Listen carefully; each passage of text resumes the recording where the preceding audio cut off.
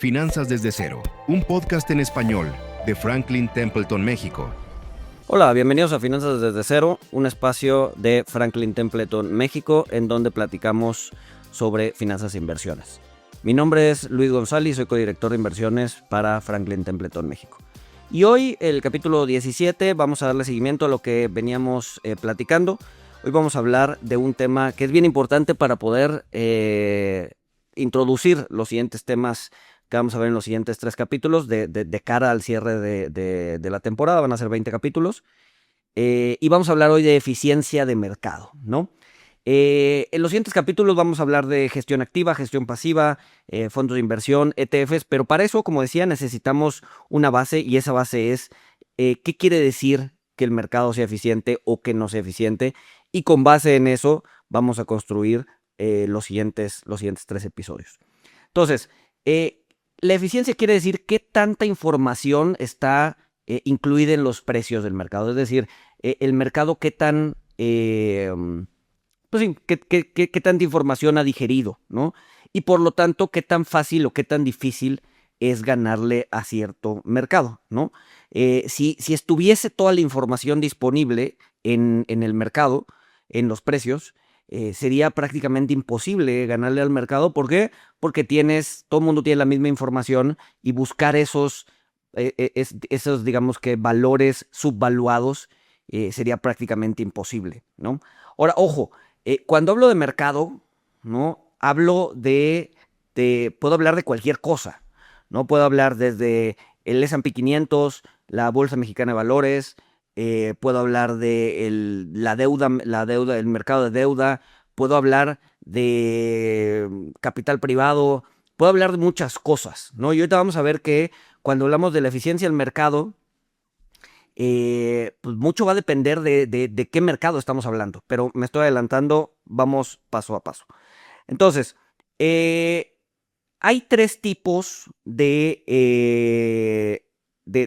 eficiencia, por lo menos esto es lo que nos dice la teoría, ¿no? Es una teoría que hace Eugene Fama hace ya algún tiempo. Bueno, de hecho no la hace Eugene Fama, viene desde Bachelet, ¿no? Bachelet allá por 1900, se crea esta idea, esa idea queda bastante empolvada, ¿no? Nadie le hace caso en su momento, la rescata Paul Samuelson, y después sobre el trabajo de Samuelson empieza Fama a construir, y en cierta medida gana el premio Nobel de Economía por estas teorías, ¿no?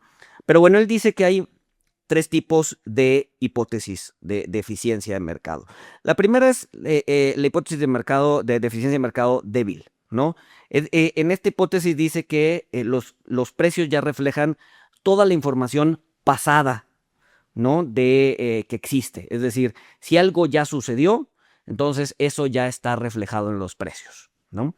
Si esta hipótesis fuera cierta, entonces el análisis técnico no funcionaría para poder vencer al mercado. Después tienes la hipótesis de mercado, de eficiencia de mercado semifuerte, en donde dice que todos los precios ya reflejan, los precios ya reflejan toda la información pública, ¿no? Es decir, no solo el pasado, sino también lo que está sucediendo hoy. Todo lo que sea público se refleja de manera inmediata en los precios. Esa es la hipótesis de eficiencia semifuerte. Y luego tiene la hipótesis de eficiencia fuerte, que es que los precios reflejan tanto la información pública como la información privada. Es decir, nadie, aunque tengas información privilegiada, tiene ventajas al momento de operar.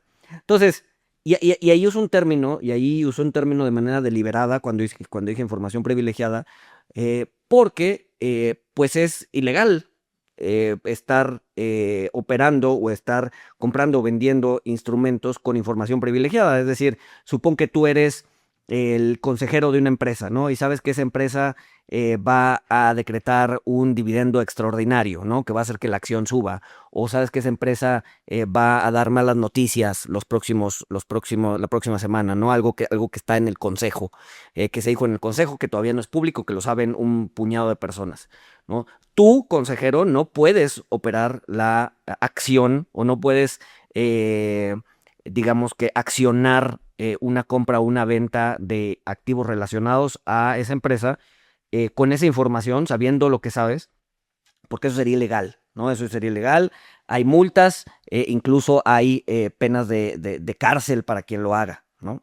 Entonces, bajo la hipótesis de mercado, bajo la hipótesis de eficiencia fuerte de mercado, pues prácticamente habría, o sea, de entrada sería ilegal, ¿no? Sería ilegal que alguien ejerciera esa información para poder para operar, ¿no? Entonces, la hipótesis fuerte, pues de entrada no existe. O bueno, no es que no exista, sino no es posible alcanzarla, porque si no tendrías a prácticamente todas las personas que tienen información privilegiada metiendo esa información al mercado y operándola y ganando pues de lo que está sucediendo, ¿no?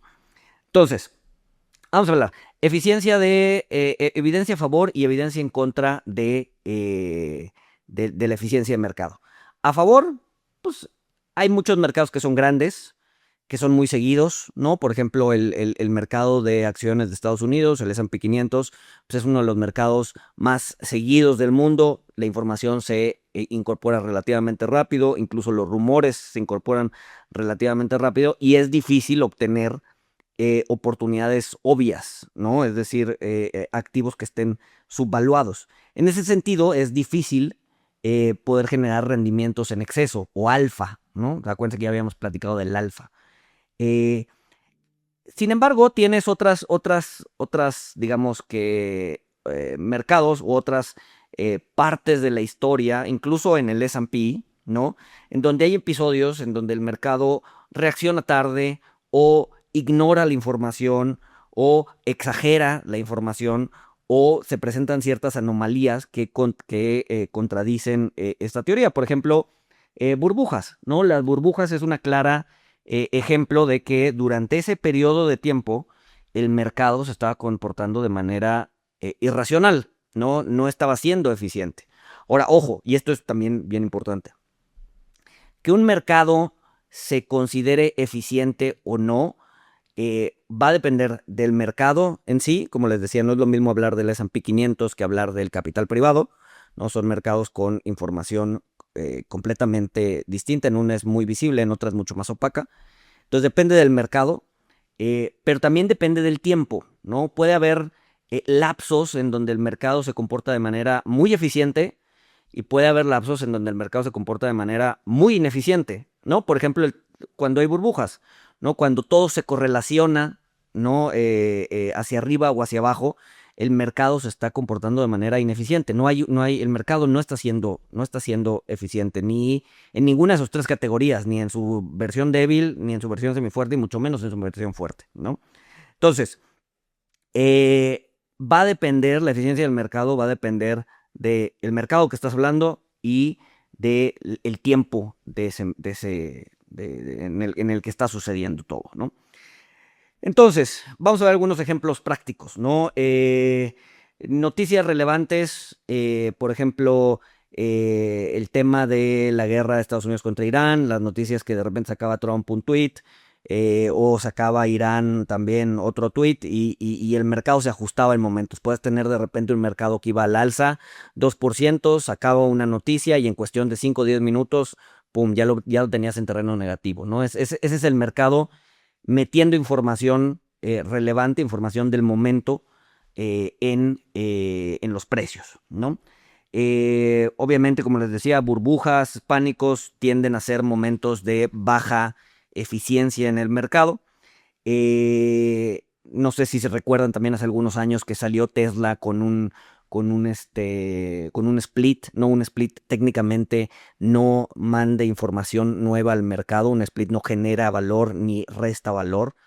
Por lo tanto, cuando una empresa anuncia un split no debería haber un movimiento en el precio. Sin embargo, Tesla anunciaba un split en la burbuja del 2020-2021 y la acción subía a 10%. Eso era irracional, ¿no? Eso era personas sobre reaccionando a noticias que no debían suceder, ¿no? Entonces, bueno, acuérdense también que en el capítulo 4 platicamos de sesgos conductuales, ¿no? Si no lo vieron, vayan a verlo, es bien importante. Los sesgos conductuales, acuérdense que son elementos de la psique humana, de la psicología del inversionista, que hace que nos desviemos de la racionalidad, ¿no? Y por lo tanto hace que el mercado se vuelva menos eficiente, ¿no? Entonces, vamos a poner algunos ejemplos de sesgos en donde puedan hacer que nosotros nos volvamos irracionales, y muchas veces cuando esos sesgos digamos que se manifiestan en los distintos inversionistas, pues entonces el mercado se va a volver menos eficiente. Por ejemplo, exceso de confianza, ¿no? He tenido una buena racha, soy invencible, puedo ganar un chorro de dinero, entonces empiezo a tomar decisiones no necesariamente bien pensadas o no necesariamente bien analizadas. Tienes, por ejemplo, también efecto manada, ¿no? El efecto manada en donde como todos están comprando, yo estoy comprando, ¿no? Como todos están vendiendo, yo estoy vendiendo, ¿no? Mi vecino, el cuate de la oficina, mi jefe, mi abuelita está comprando X activo, entonces yo lo voy a comprar también. Oye, pero ¿por qué lo estás comprando? Pues porque todo el mundo lo está comprando, ¿no? Eso tiene cierto nivel de racionalidad. Sesgo de confirmación, ¿no? Es decir, muchas veces traemos una idea sobre un activo o sobre un evento y estamos buscando algo que nos confirme que eso es cierto, ¿no? Entonces, nos metemos a internet, oye, yo creo que, no sé, cualquier cosa, esta empresa está en problemas financieros, ¿no? Entonces busco noticias que me confirmen que efectivamente está en problemas financieros y no busco el contraargumento, ¿no? O le doy menos peso a el análisis que me está diciendo, no, sabes que está sana, está bien, etcétera, etcétera, ¿no? O sea, busco solamente confirmar mis creencias.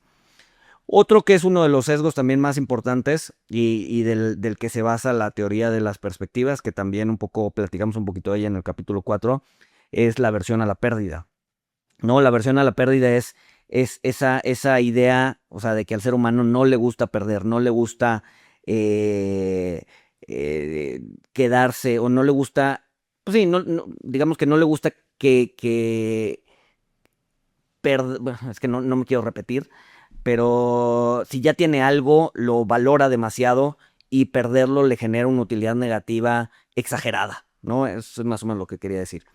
La aversión a la pérdida es básica y es por eso que muchas veces cuando hay pánico en las calles y vemos al mercado bajar 3, 4, 5%, como no nos gusta perder, entonces terminamos vendiendo nuestra posición con tal de evitar pérdidas subsecuentes, ¿no? Y hay que recordar que generalmente después de una racha mala del mercado viene una racha muy buena, ¿no? No sé si han visto estudios que dicen, si te perdiste los últimos 5 días positivos del mercado, hubieras ganado 20% menos a lo largo del año. Son estudios medio...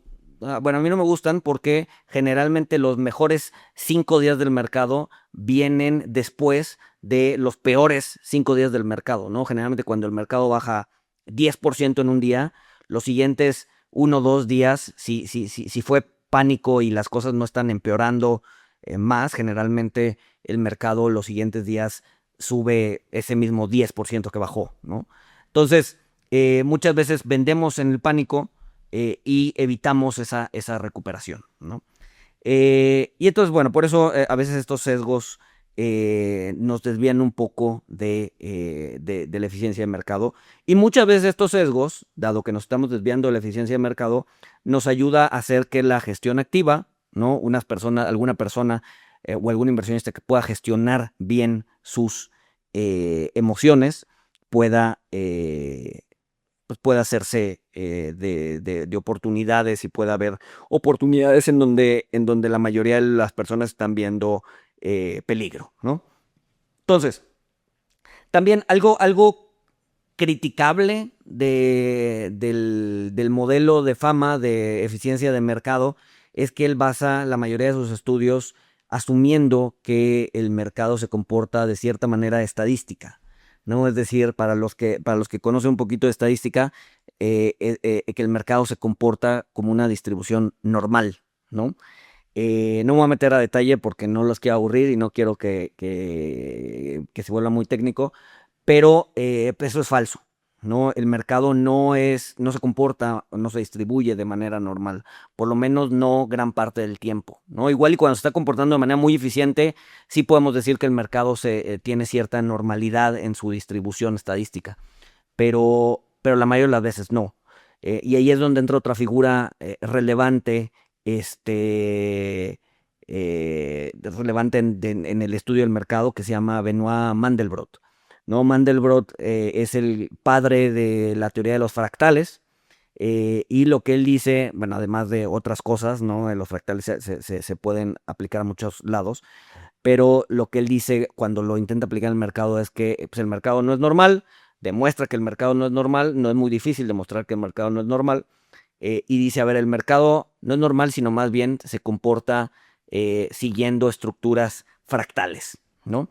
Entonces, hay indicadores, los vamos a ver más adelante, pero hay indicadores que te pueden ayudar a ver qué tan fractal se está comportando el mercado, ¿no? Y si tiene un alto índice de fractalidad, entonces el mercado se está comportando de manera eficiente, ¿no? Si tiene un bajo índice de fractalidad, entonces el mercado se está comportando de manera ineficiente, ¿no? Y entonces ahí es donde puedes empezar a gestionar cómo es que lo estás tratando, ¿no? Pensar que el mercado siempre va a ser eficiente o siempre va a ser ineficiente es un approach, es un acercamiento bastante ingenuo de la realidad. La verdad es que el mercado va a ser a veces eficiente, a veces va a ser muy eficiente, a veces va a ser ineficiente y a veces va a ser muy ineficiente. Y el índice de fractalidad, que fue el que introdujo Mandelbrot utilizando todas esas teorías de fractales, nos ayuda a entender qué tan eficiente y qué tan complejo está haciendo el mercado, ¿no? Entonces, bueno, cerrando un poquito lo que acabamos de decir, si los mercados fueran perfectamente eficientes, la gestión pasiva tendría una ventaja natural sobre la gestión activa por temas de costos, pero si hay ineficiencias, ahí es donde la gestión activa puede generar alfa y puede generar rendimientos, ¿no? Entonces, si se fijan, ya hemos estado introduciendo en este capítulo el tema de gestión activa y gestión pasiva, sin siquiera haberlos definido, ¿no? Eso está mal de mi parte. Sin embargo, vamos a enmendar ese error en el siguiente capítulo cuando hablaremos de justamente gestión activa y gestión pasiva. Pero para hablar de eso, pues necesitábamos hablar del tema de eficiencia de mercado, que pues, es justo lo que acabamos de hacer. Por favor, sintonícenos en el siguiente episodio. Si van retrasados, vean los otros episodios. Acuérdense que en este podcast estamos construyendo desde cero hasta el capítulo que vamos. Por lo tanto, estar al día en los episodios es bien importante para poder estar al tanto de la terminología y de las cosas que hemos estado diciendo, para poder entender al 100% los capítulos que siguen, ¿no? Bueno, sin más, mil gracias. Gracias por acompañarnos y nos escuchamos el siguiente miércoles. Saludos. Finanzas desde cero, un podcast en español de Franklin Templeton, México.